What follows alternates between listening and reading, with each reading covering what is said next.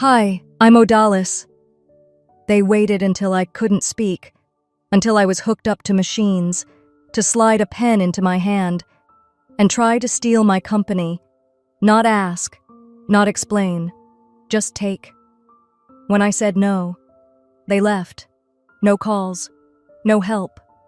They were ready to let me die, if it meant cashing in, but I didn't die. And what happened next? Let's just say, they'll wish I had. Before we dive in, tell me, where are you listening from? And what time is it there? Drop it in the comments. I want to know who's with me. I woke to the sound of machines humming in rhythm. Cold air. Bleached light above. My mouth tasted like metal. My tongue was too thick to speak. My eyes blinked against the ceiling tiles. One of the monitors beeped louder when I moved my hand. Or tried to. My chest ached. Deep, sharp, like something had been carved out. I turned my head slowly, just enough to see them. My mother was sitting in the chair to my left, her ankles crossed, a leather folder on her lap. Burgundy, polished, like she was headed to a board meeting, not watching her daughter wake up from emergency surgery. My father stood to the right, arms crossed, his stare fixed on a stain in the floor tile. He didn't look up. I blinked. I wanted to ask, "Where's my phone? What happened? Where's Landon?" But no sound came out, just air. The nurse, tall, Latino, kind eyes, adjusted something on my IV. "You're back with us," he said gently, patting my hand. "You had a rough night, sweetheart. Let's keep it easy, okay?" Then he turned and left, pulling the curtain mostly closed behind him. That's when my mother stood up. She gave a smile that didn't belong in this room. Tight, flat. "This won't take long." I tried to speak again. Nothing. She opened the folder, pulled out a few documents. I recognized the header instantly. My company's branding, the minimalist logo I designed on a napkin 6 years ago. I frowned. It hurt. Everything hurt. She stepped closer. "This is just a precaution," she said softly, almost like a lullaby. "A power of attorney, so we can help with business decisions while you recover." I blinked once, twice. The letters blurred, but the last page was stamped and ready. I spotted the clause. Retroactive authority. Authorization to sell. I tried to raise my hand, slow and clumsy. She took it halfway, slipping a pen between my fingers like I was a child. "Just a quick signature. Then you can rest." My lips moved. I don't know if the word made it out, but I know what I whispered. "No." My father looked up for the first time. "Then you're choosing this pain," he said coldly. She looked at him, and then she reached behind the bed, and before I could process it, the oxygen line unplugged. The tube slipped from my nose. I gasped, throat closing like a fist was around it. My chest rose once. Then again. Nothing. The machines beeped faster, louder. She didn't move. Neither did he. "You've always been stubborn," she said, voice low, "even when it hurts you." The air in the room thickened. My hands clawed at the sheets.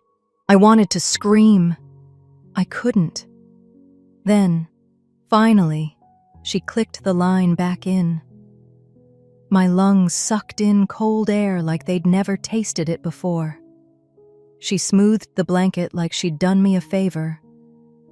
They both turned. "I hope you come to your senses," he said. They left the document on my chest. The curtain shifted behind them. The machines beeped. 1, 2, then steady. They were gone. The room felt heavier now. I couldn't move, couldn't cry. The pain in my chest was worse now. Part physical, part something else. Like I'd finally seen what I'd spent a lifetime refusing to admit. They would have let me die. The folder slipped slightly on my chest. I didn't have the strength to push it off. The beeping faded in and out. Then, a whisper. "Sweetheart?" A new voice. Softer.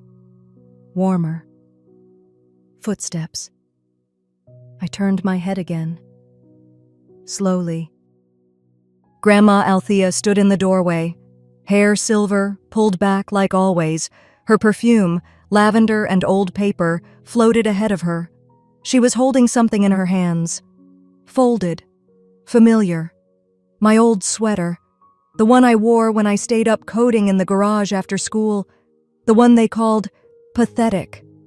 She moved fast for someone her age. Eyes sweeping the room, the wires, the folder. Then her face changed. She pressed the call button, hard. Reattached my oxygen line tighter, checked the monitor. She didn't speak until the nurse returned. "She needs another full workup," she said, voice crisp.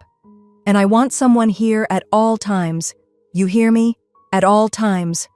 The nurse nodded, moving quickly. When he left again, she sat beside me. I felt her hand in mine, warm, still strong. "You're not done," she whispered. "You didn't build all this for them." I wanted to respond. Couldn't. But my fingers curled, just barely, around the edge of the folder. Later, in the dark, with only the machines humming around us, I ripped the corner off the last page. It took everything I had. Grandma watched, said nothing. When our eyes met, something passed between us. Not pity, not fear. Understanding. She reached for the corner piece, held it between two fingers like evidence. "We'll need a lawyer," she said softly, then added, "Not a priest." I closed my eyes. And for the first time in years, I stopped trying to earn their love. They wanted me out of the way. But they just made the biggest mistake of their lives. They left the hospital thinking I'd be too weak to fight. I was, for a moment. But strength doesn't always show up in noise. Sometimes it's in the way you lift a teacup with trembling fingers, just to prove to yourself you still can. It was 2 days later. I was curled on Grandma's living room couch, the old crochet blanket tucked around my legs like it used to be when I was 6. The windows were cracked open just enough for the sound of wind chimes to drift in. I hadn't spoken much since we got back from the hospital. Didn't need to. Grandma knew how to read silence. The corner of the ICU document I'd torn still sat on the side table beside me. I hadn't let anyone throw it away. Not because I needed it, but because it reminded me I wasn't crazy. They really did try to do it. Grandma set down a cup of warm ginger tea in front of me. She didn't say anything at first, just stirred the honey slowly. When she finally spoke, her voice was calm, measured. "You can sue them." I didn't answer. My eyes stayed locked on that torn paper, the ink smudged from my own sweat and a bit of dried blood. I didn't even know whose blood it was. Maybe mine, maybe theirs, maybe both. I don't remember falling asleep, but I do remember waking to the sound of unfamiliar footsteps on her hardwood floor. He was tall, in a quiet kind of way. Wore a blazer like he hadn't yet gotten used to being called Sir. Clean-shaven, except for a small scar near his chin that made him look like someone who'd been underestimated before. Grandma introduced him simply. "Marcus. He works with the same estate lawyer your granddad trusted." He nodded at me respectfully. "Miss Reyes, I'm sorry we're meeting under these circumstances." I just nodded. My voice still wasn't always there when I needed it. Marcus opened a folder. "I pulled your medical records. Got the video footage from the hospital's hallway cams. Your grandmother filed an incident report while you were unconscious." He paused, looked me straight in the eye. "What they did, trying to force a signature like that? It's criminal." I felt nothing, or maybe I was just too drained to feel everything all at once. He continued, laying out document after document, pages I didn't even know existed. While you were in ICU, they filed an executive transition form with the Texas Secretary of State. I blinked. What? They used a retroactive clause claiming you had voluntarily relinquished executive power due to health incapacity. They listed your mother as acting CEO, your father as CFO. My chest tightened. I looked down at my hands, these same hands that typed the first prototype, signed the first investor check, coded through college nights when they told me I was wasting my tuition. They already moved you to a ceremonial title, Founder Emeritus. Stripped of voting rights. I swallowed, slowly. And they filed that while I was unconscious. He nodded once. They've been preparing this for months, possibly longer. That's when Grandma brought in the stack of mail. Old, unopened letters she'd picked up from my P.O. box before we left the hospital. She handed them to me quietly. Some were bills, some were bank statements rerouted to addresses I didn't recognize. And one envelope, thicker than the rest, caught my eye. I tore it open. Legal stationery. My name was signed at the bottom of the document. Except it wasn't my signature. It looked close. The slant, the curl of the R in Reyes. But not mine. I stared at it, frozen. 4 months ago, it said. 4 months ago, I was in San Diego pitching to clients. I hadn't signed anything in Houston. I stood up too fast. The room tilted for a second. I steadied myself. Grandma brought out something from the attic, a dusty old sketch pad, my high school notebooks. You kept these, I murmured. She flipped it open to a page filled with swirls and doodles, and tucked in the corner, my name, over and over, but not in my handwriting. I remember now, I whispered. She used to copy my signature, said she was just playing. Romy's always had a gift for imitation, Grandma muttered under her breath, eyes dark. Marcus called the notary listed on the fraudulent document, put it on speaker. Hi, yes, the voice crackled on the line. I remember the file. I was told to notarize it remotely. Did you see the signer in person? Marcus asked. There was a pause. Then, no, her mother sent it in, said she was too sick to meet. I closed my eyes. Too sick to meet. Or conveniently unconscious. My heart didn't race. It just hardened, solidified into something that no longer bent under their weight. I looked at Grandma. Her hands were folded in her lap, calm. They wanted the company so badly, I said quietly. They were willing to fake my death on paper. She didn't flinch, just reached for the folder in front of me and slid it gently back across the table. Then don't fight like their daughter. Her voice didn't waver. Fight like the CEO you are. I didn't answer. I just held the folder tighter, not to cling, but to build. They forged my signature. Now, I was about to forge a war they wouldn't see coming. They didn't know it yet, but they had just opened the wrong door. And I wasn't planning to knock ever again. It had been a full week since I'd left that hospital bed, since I'd stared at the jagged tear across the signature line, and everything I thought I knew started coming apart. My legs were steadier now, not strong, just steady enough to carry the weight of what I was about to do. Grandma's home office smelled like cedar and ink. Her late husband used to keep it this way, neat but alive, like someone still had ideas worth putting on paper. I sat across from Marcus, whose suit always looked one size too big, and beside him a woman with thick-rimmed glasses and a quiet kind of sharpness, the forensic document examiner. She laid 3 folders in front of me. This is what your mother submitted to the Secretary of State, Marcus said. This is the hospital's power of attorney claim. And this one, well, this one's the silent contract, the one they hoped you'd never see. I didn't reach for them, just stared. Marcus took the silence as cue. You've got grounds to freeze every internal restructuring move made after your accident. The signatures alone. Legally, we have enough to file for a temporary injunction. I still didn't move. But inside, it wasn't still. I saw my name, my full legal name, scratched out in favor of Martha L. Reyes, Managing Executive. Below it, in smaller print, Odalis Reyes, Founder Emeritus. Founder Emeritus. Like I was a retired schoolteacher. Like I was dead. They always wanted the name, I murmured. Just not the woman behind it. Now, Marcus said, his voice low and deliberate. We respond.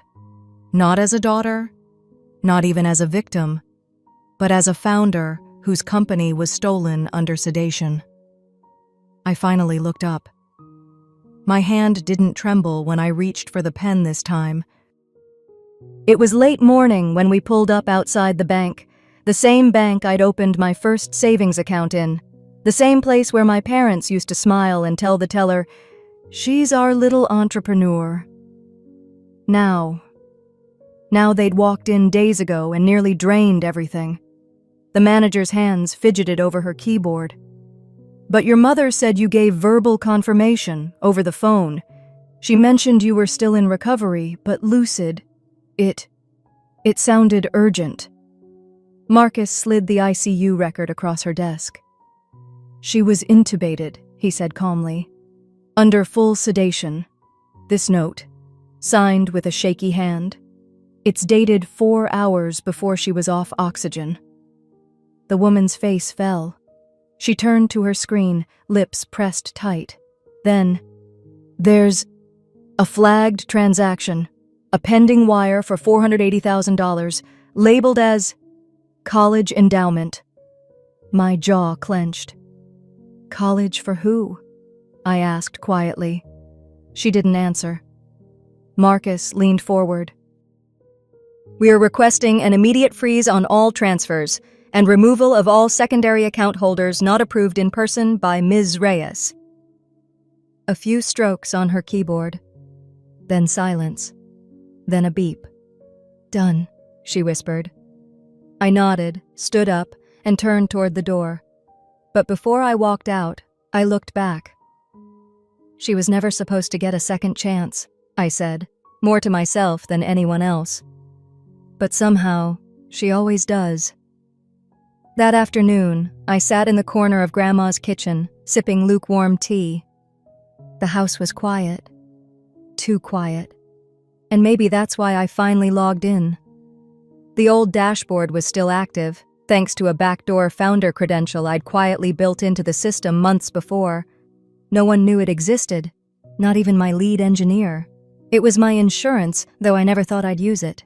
The company looked different now. New colors, a new name in the header. Heritage Wealth for Families. I clicked through internal memos. Executive Director, Martha Reyes. Strategic Advisor, Romy Reyes. Meeting notes scrolled past my screen. Vision statements, projections, strategic pivots, a 5-year plan. And my name? Buried in the archived page, one click away from deletion. I stared at the cursor blinking at the top of the dashboard. I didn't blink back. They renamed my dream, I whispered, into their retirement plan. I closed the laptop. The sound echoed louder than it should have.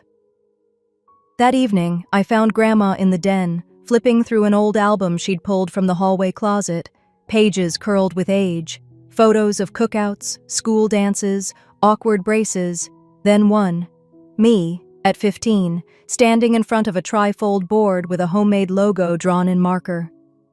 My parents behind me, Dad checking his watch, Mom scrolling her phone. I pitched a lawn care app for seniors, I murmured. Even had one subscriber, Mr. Givens, across the street. Grandma didn't say anything. Just smiled, the tired kind that comes from watching too many storms. I was always their backup plan, I said. Their quiet investment. She closed the album slowly, slid her fingers across the leather edge. "No," she said.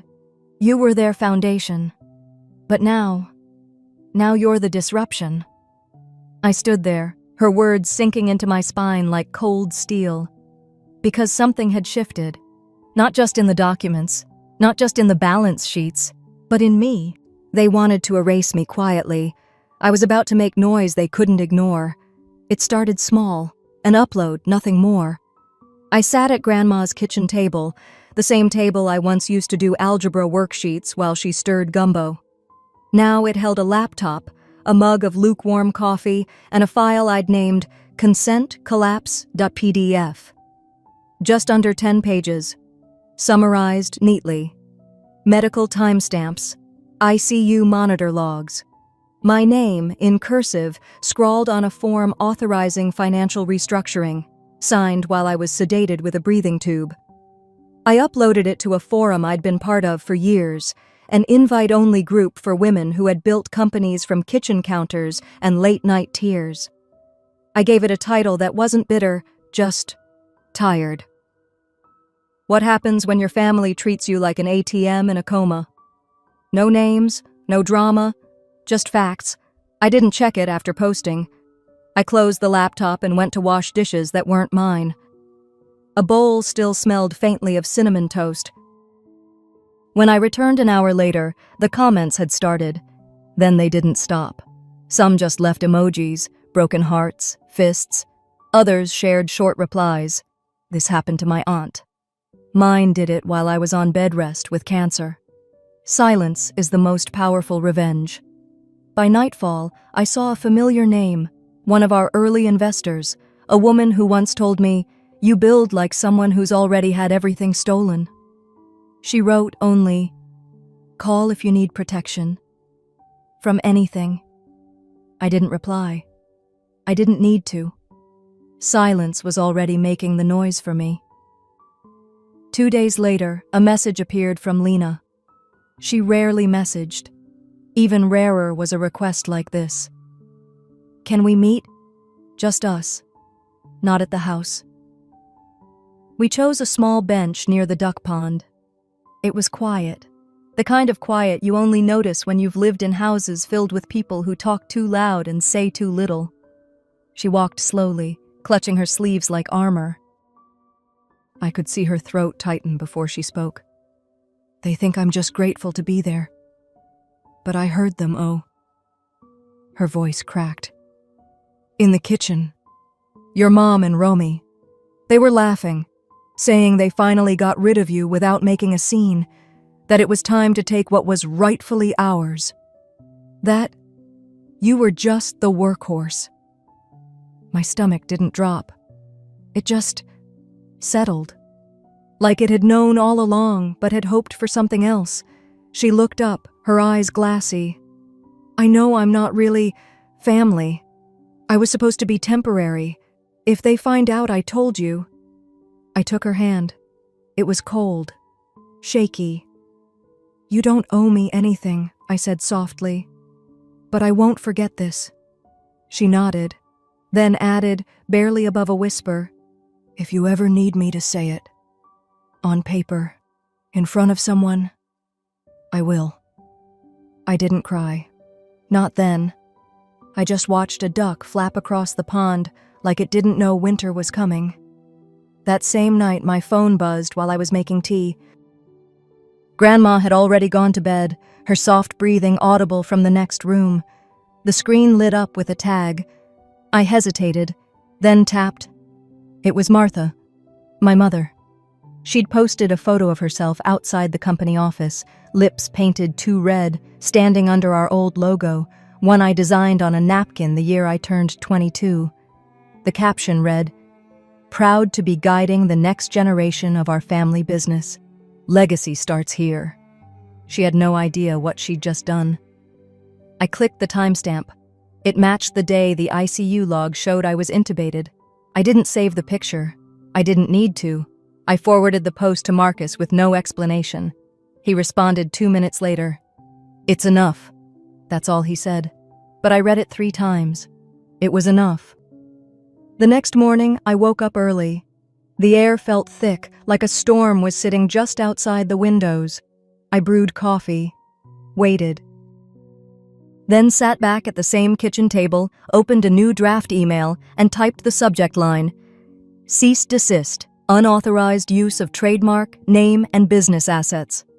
I attached the ICU logs, the affidavit from the forensic analyst, the investor note of concern, Lena's audio recording, only 35 seconds long, but crystal clear. Then I added a single line at the bottom. Any continued misrepresentation will be pursued to the full extent allowed by federal and state law. I hovered for a moment, then clicked send. A quiet click. That was all. Grandma walked in right as I was closing the laptop. She was wearing one of her floral robes, hair pinned back with the same clip she used since I was in middle school. She sat beside me and took my hand, no words needed, but she whispered anyway. "You did it without yelling. That's how women like us fight." I didn't answer. I just held her hand tighter, because she was right. But just when I thought the panic would stay quiet, they made a mistake. A very loud one. The noise started with a click. Not from them, but from an old voicemail inbox I hadn't opened in months. It was late. I was sipping cold chamomile in my condo, sitting with my laptop open but untouched, scrolling without focus. When I saw it. One unheard message. Timestamp. The night after my surgery. I don't know what made me tap it. Maybe curiosity. Maybe the voice of the girl I used to be. The one still hoping this was all just a misunderstanding. The audio was grainy at first. Pockets of silence. A scuffle. Then Martha's voice came through, loud and sharp like glass under a tire. "If she croaks, we split the company 3 ways. Finally." A pause. Laughter. Hers and Romy's. Familiar. Mechanical. "And Grandma? She's next if she doesn't shut up." My thumb froze on the screen. Then, I hit play again. And again. And again. Not because I couldn't believe it, but because I wanted to remember every word, every cadence, every ounce of venom wrapped in casual amusement. And they didn't say those things like villains. They said them like bored shoppers in a checkout line, weighing gum or soda. I remember sitting there in the dark, the fridge humming behind me, the tea cold in my hand. My heart didn't race. My hands didn't shake. But something inside me went very still, like a dial turning from red to steel.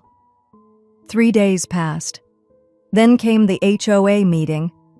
Grandma had been trying to rent out the back unit of her house to cover some of my recovery bills. Nothing fancy, just a mother-in-law suite we renovated last year. But Martha filed a zoning complaint, said Grandma was violating neighborhood codes, disturbing community peace. Her voice on the letter sounded so polished. Legalese dressed up in pearls. She thought Grandma would fold, but I showed up instead. The clubhouse smelled like lemon air freshener and overbrewed coffee. I sat in the second row, just behind a row of fidgeting retirees and bored husbands. I wore gray. Hair tied back, no makeup, quiet. When my name was called, I stood. I handed out copies of zoning statutes first, then the deed showing the right to use the suite for temporary housing. Finally, a transcript of the voicemail. I left off the part about Grandma. That was mine to hold, for now. "She trespassed while I was under medical sedation," I said. My voice wasn't loud, but every syllable hit. "Entered my office, accessed private files, then weaponized my recovery to attack my grandmother's autonomy." Someone coughed. Then silence. The HOA board chair, A man in his 60s with eyes that had seen decades of suburban drama looked at the paper in front of him. He cleared his throat. "Miss Marin, are you pursuing legal action?" "I'm evaluating options," I said, "but I thought the community should know what's being said behind closed doors." One of the board members, a woman named Yvonne who used to carpool her grandkids with my grandma, glanced down at the transcript. Then back at me. "Should we involve the sheriff?" I didn't answer. I didn't have to. The silence did. That night, after Grandma had gone to bed, I called a number I'd been sitting on, a referral from someone in the Founder Forum, a legal team, sharp, quiet, surgical. We met on Zoom. I didn't show my face. They didn't ask why. I uploaded the voicemail, the deed, the documents from the hospital. They listened, carefully. No interruptions. Then one of them, an older woman with silver hair pulled into a perfect French twist, spoke first. "You could press now," she said. "We have enough to file criminal charges for fraud, conspiracy, and medical misrepresentation. But," she leaned back, "if you wait just a little longer, let them act again, let them get comfortable, it becomes willful, intentional, and very, very public." I didn't blink. I didn't nod. I just stared at the screen, the empty boxes, the faces that had no names. And then I said it. "Let's give them a little more rope."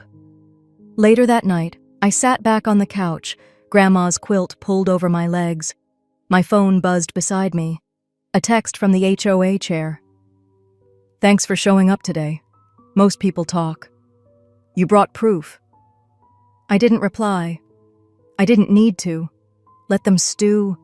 Let them squirm. Because they thought I was still that little girl who waited for permission to be heard. But the difference now, I wasn't waiting anymore. And oh, they took the bait faster than I imagined. They took the bait faster than I thought they would. And when they lunged, they didn't just bite, they swallowed the hook. 3 days later, I opened my door to a sharp knock. A man in a navy windbreaker, clipboard in hand. No small talk, just the cold delivery of a thick envelope. "Ms. Marin, you've been served." He didn't even wait for acknowledgement. Turned, walked off like this was just another Tuesday. I stood there for a second, just watching the paper flap in my hand from the breeze. Something inside me had already gone still before I even opened it. But when I did, it still felt like a punch to the chest. They were suing me. My parents. My sister. Together. Claiming I was mentally unfit to manage the company due to neurological trauma from the ICU. That I was exhibiting delusional behavior, financial negligence, paranoia surrounding family relations. They called me unwell, dangerous, a liability. And then I saw it, an emergency injunction filed by Martha to freeze my assets, company accounts, credit lines, even my basic payroll disbursement. Everything I'd built, paused, until I could be cleared by a neutral psychiatric review board. I remember sitting down on the tile floor of the entryway. I didn't cry. I didn't scream. I just kept flipping the pages, rereading the parts where they called me unstable, irresponsible, the parts that said I needed professional containment. They were going to use my own survival against me. When Grandma came over later that afternoon, she knew something was wrong before I even spoke. Her face dropped when she saw the papers. Her hands trembled when she picked them up. She sat down slowly beside me, quiet for a long while. Then she whispered, "I knew they were cruel, but I didn't know they were monsters." She put her hand on my knee, and finally she cried, not loud, not wailing. Just tears falling silently onto her skirt, soaking into the floral pattern she always wore. I sat with her, just breathing. Part of me wanted to give in. Just let it all go. Let them win. let them take whatever was left of me and be done with it. But then, something cold settled in my chest. The kind of cold that doesn't numb you, the kind that sharpens. I remembered the voicemail. Martha laughing about splitting the company, about Grandma being next. I remembered the medical bills they refused to help cover, the way they called me it when I couldn't speak for myself. And I remembered Grandma's voice just moments ago, shaking with sadness. I reached over, grabbed the envelope from the floor, and stood. "I'm done letting them write the story," I said. That night, I didn't sleep. I organized every document, every test result, every line of email. I even found the evaluation notes from my neurologist, clearing me of any cognitive issues, not once, but twice. The next morning, I dressed in navy, simple, clean, no makeup, hair back in a knot. I didn't want to look polished. I wanted to look like someone who wasn't hiding a damn thing. The courthouse wasn't far, just a small red brick building near the river. I'd been here once before, traffic court, a decade ago. Now I was walking in alone, with everything I had in a leather case and a calm that didn't belong to the old me.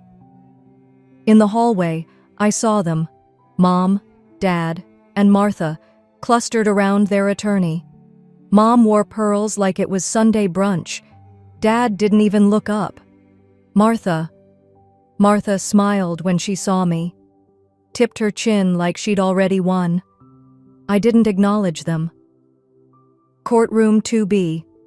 I took a seat behind the petitioner's table, alone, no counsel, just me.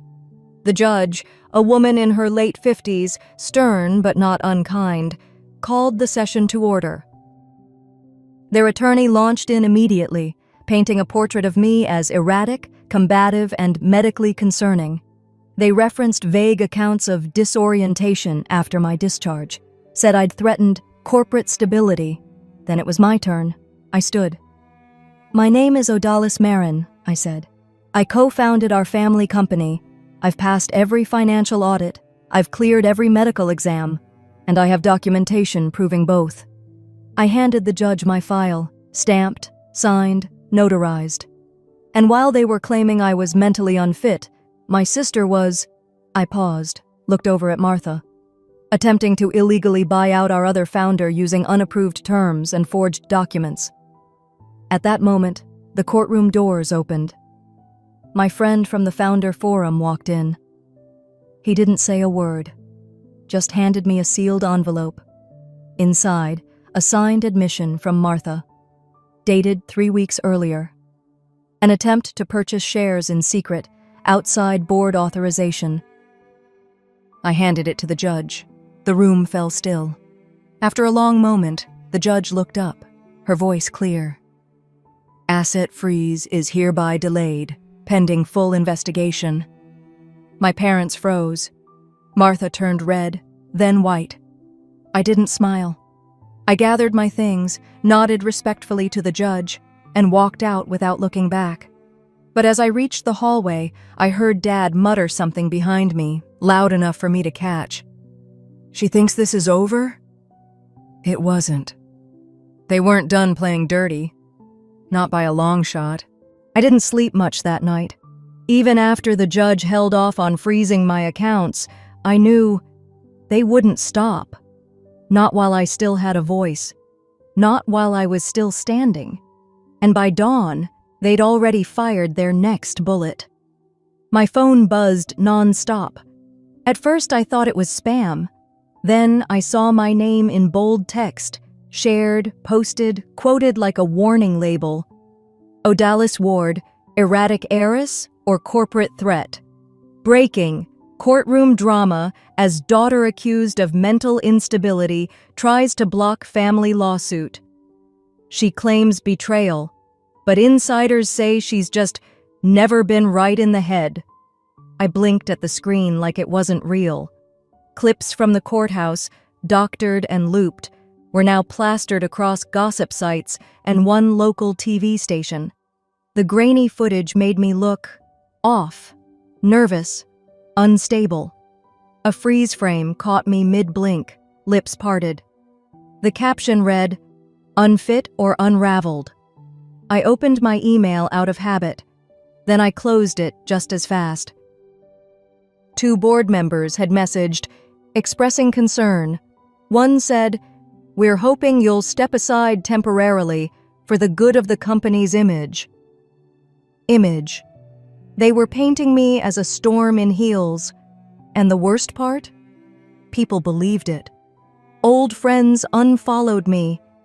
The same ones who used to call when their marriages were falling apart, when they needed a reference, when they needed someone to remind them they were still good. They disappeared in one morning. I sat on the edge of the bed, staring at the wall. I think, if Grandma hadn't come in when she did, I might have sat there forever. She didn't knock, just stood there holding a box, dusty, taped at the corners. Her eyes were glassy. "I found this," she said, "in the attic. I wasn't supposed to keep it, but I did. Maybe it's time." The box was lighter than it looked. Inside, an old Walkman, a single cassette tape, labeled in black marker, Scholarship 2003. I stared at it like it might explode. My fingers didn't feel like mine as I pressed play, and then I heard him, my father's voice, younger but unmistakable, calm, convincing, laced with the kind of sugar that always hid a knife. "You don't really want to go to that school alone, do you? What kind of daughter leaves her family behind like that?" Silence. Then a younger voice, mine. "I earned the scholarship. It's not yours to decide." He laughed. Low, patronizing. "You're making things harder than they need to be, baby girl. Just sign the transfer. Let your mama handle the money. You trust us, don't you?" Another pause. Then my teenage self whispered something that made my stomach flip. "I just want to be loved without owing anything." I stopped the tape, rewound it, pressed play again. "I just want to be loved." I couldn't breathe for a moment. Couldn't blink. I didn't cry. There were no tears left. I walked out onto the porch with the cassette still in my hand. Grandma followed me but didn't say a word. She just sat beside me in that rocking chair of hers, hands folded tight like she was afraid of breaking. I stared at the garden. The roses I planted with her last spring had bloomed, wild and untrimmed. No one had tended them in weeks.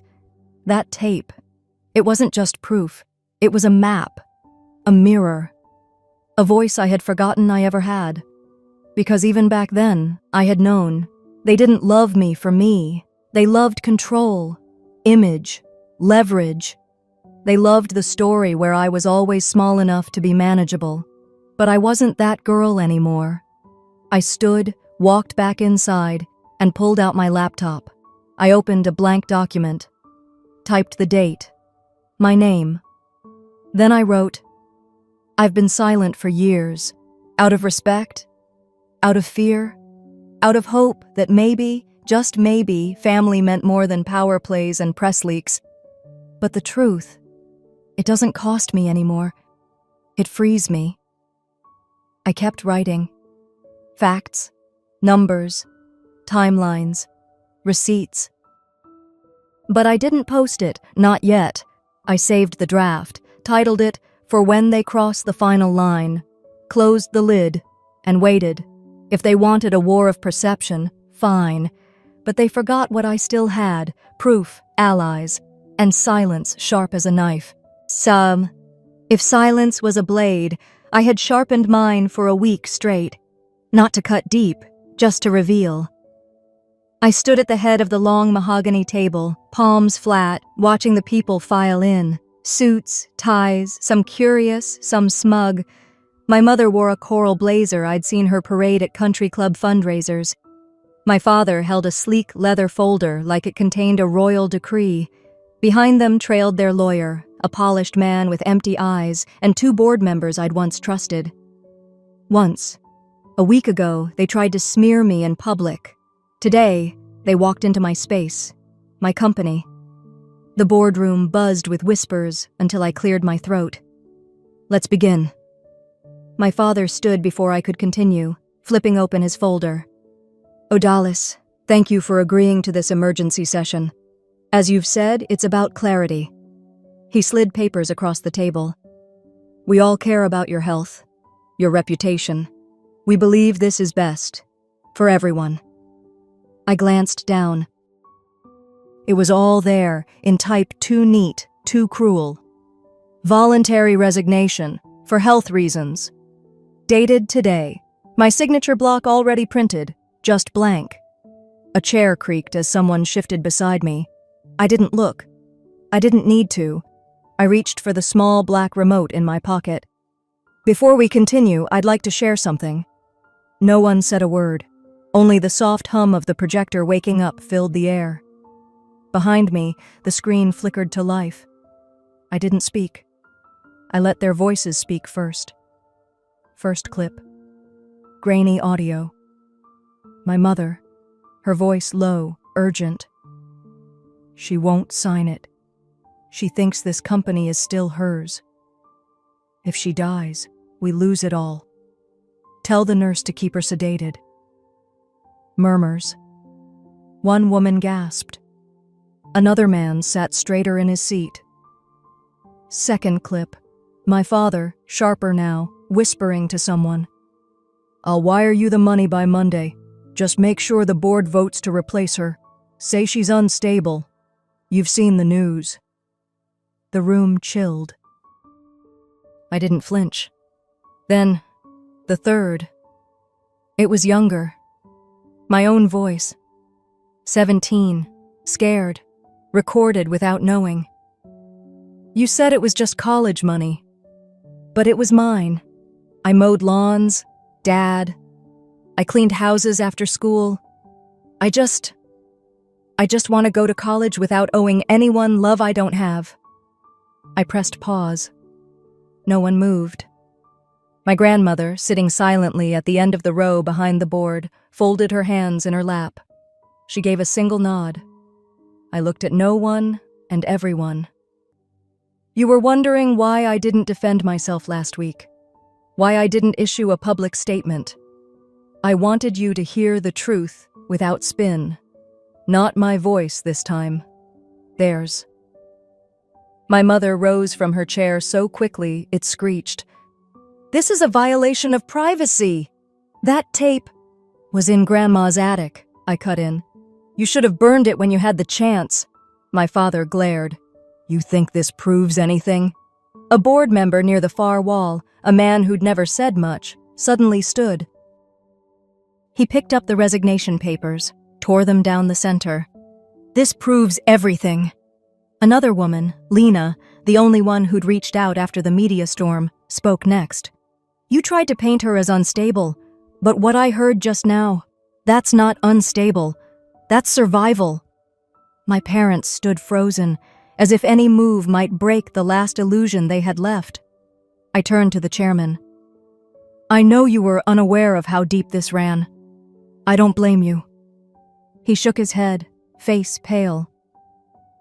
I should have asked. I'm sorry. I finally let myself breathe. I didn't bring this to ruin reputations. I brought it because I built this company. I fought for it when no one else would.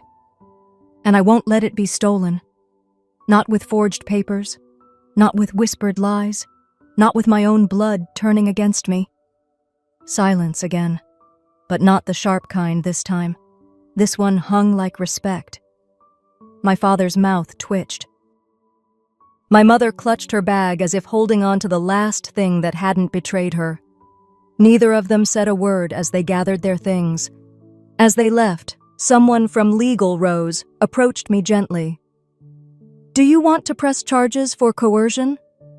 I glanced at the door they disappeared through. No, I said softly. They've already lost something they can't buy back. They stormed out in silence, but their silence couldn't erase what that room now knew, and neither could the law. When the door finally clicked shut behind them, I didn't move. The room still hummed with everything that had just happened, what had been said, what couldn't be unsaid. But I didn't let myself bask in it. I just sat there, still, let the silence settle. The kind of silence that isn't absence, but aftermath. The next morning, I was back in my home office, barefoot, hair undone, coffee cooling untouched on the windowsill. I opened my laptop and stared at the blinking cursor of the email draft I'd started at 5 a.m. It had no subject yet, just the weight of everything I hadn't said in the boardroom. This wasn't about revenge anymore, it was about repair. The cursor blinked again. My fingers reached for a pen, not just any pen, the same one they'd pushed into my hand in that sterile hospital room, when my body was still weak and my mind fogged from medication, the one they tried to use to erase me. It had rolled under the bed that day, never used. Now it sat in my palm like it belonged there, not as a weapon, as a choice. I signed the bottom of the scholarship paperwork first, grants for young women from unstable homes, from families that wanted perfection more than presence, girls who needed someone to believe they deserved more than silence. Then I returned to the email. I kept it short, clear. I thanked the team for staying, acknowledged the fracture. I didn't name my parents. I didn't need to. I ended with a line I hoped would stick. Integrity isn't what you protect when people are watching. It's what you choose when no one is. Then I hit send. Later that afternoon, the sun crept through my blinds just enough to warm the boxes stacked against the far wall. I hadn't touched them in years, folders, old notebooks, memories I thought I'd closed the lid on. I don't know what made me reach for the red envelope wedged at the bottom. It was sealed. Addressed in my teenage handwriting. My full name, their names, no stamps. I had meant to send it. I must have, but I never did. I sat back down and opened it with hands that shook more than I wanted to admit. The letter inside wasn't long, just a page, a little creased, a little smudged. I know I'm not who you wanted. I know I laughed too loud, asked too many questions. I know I didn't make it easy, but all I ever wanted was for you to see me. Not my GPA, not the resume, not the money. Just me. The last line wasn't even a sentence. Just my name. Like I was trying to remind them who I was. I held the letter in my lap for a while. Just breathed with it.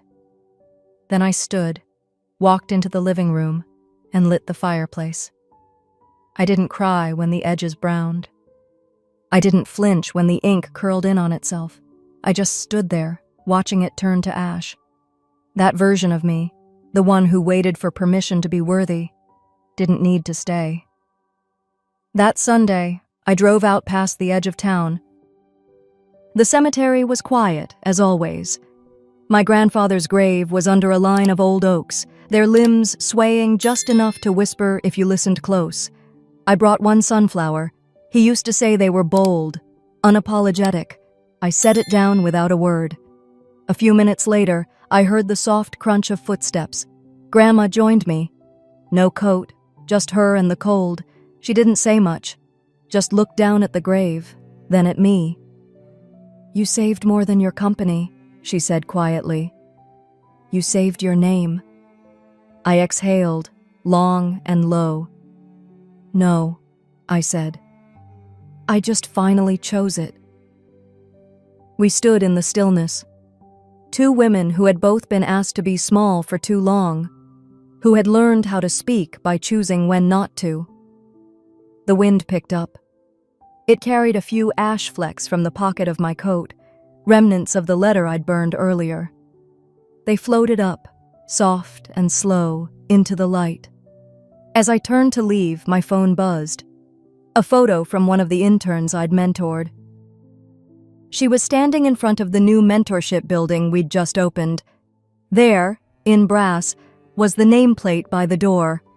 Odalus Foundation for Women in Transition. I smiled, not wide, just enough. One day I may forgive them, but today I choose peace. On my terms.